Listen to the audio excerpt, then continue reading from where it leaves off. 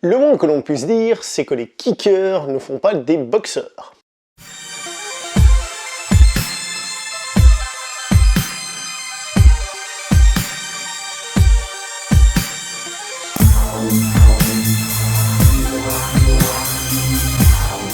Bonjour et bienvenue à toi pour cette dernière critique poussiéreuse consacrée à la filmographie de Jean-Claude Van Damme.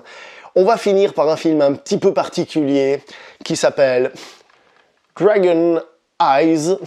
Comme d'habitude, je commence par lui donner une petite note et cette note sera...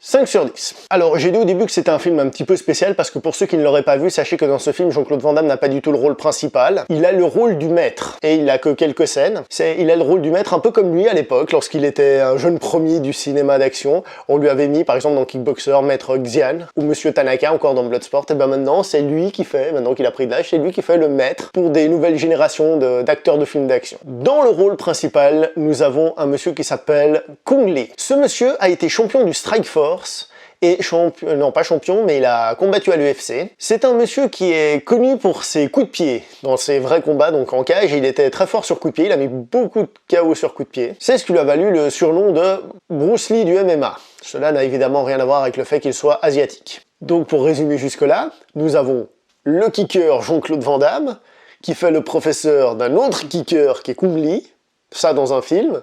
Et ce qui est intéressant, c'est que c'est aussi deux personnes que j'ai appréciées de manière différente. Jean-Claude Van Damme, l'acteur, Kung Lee, le combattant. Le souci principal de Kung Lee, c'est que c'était un combattant que j'aime bien, mais en tant qu'acteur, c'est pas bien du tout. Il est très mauvais.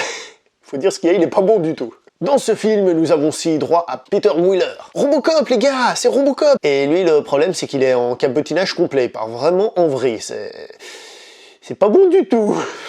L'histoire en elle-même, tout le monde vous dira que c'est un western, il suffit de voir à nouveau la couverture, hein, qui fait un peu affiche, avec cette écriture un peu, cette police type western. Donc l'histoire en elle-même est calquée sur celle de Pour une poignée de dollars, qui, rappelons, est calquée sur celle de Yojimbo.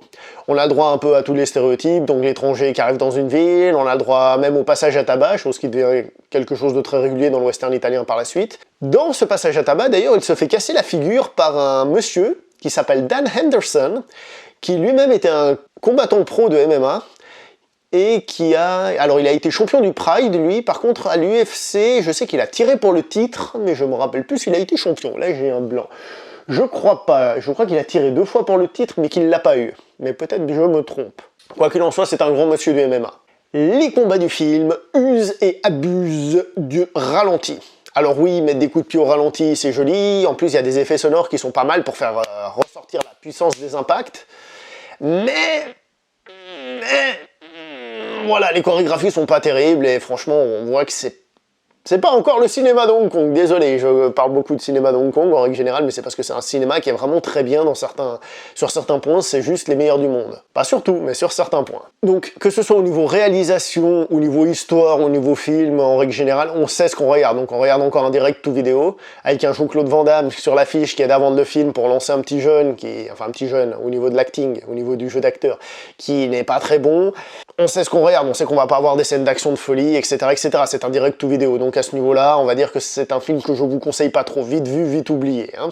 Pour la petite histoire, Kung Lee, juste après, enfin, à peu près la même époque, mais peu après, il aura le droit à une toute petite scène dans le film The Grandmasters de Wong Kar-wai. Au tout début du film, si vous avez vu ce film, il y a le personnage donc, de Ip Man, interprété par Tony Leung, qui casse la gueule à des gens, et puis il y a un grand méchant qui arrive, bam, qui fait des coups de pied et tout ça. Bah celui-là, regardez bien si vous l'avez loupé, moi je l'avais loupé la première fois que j'ai vu le film, c'est Kung Lee.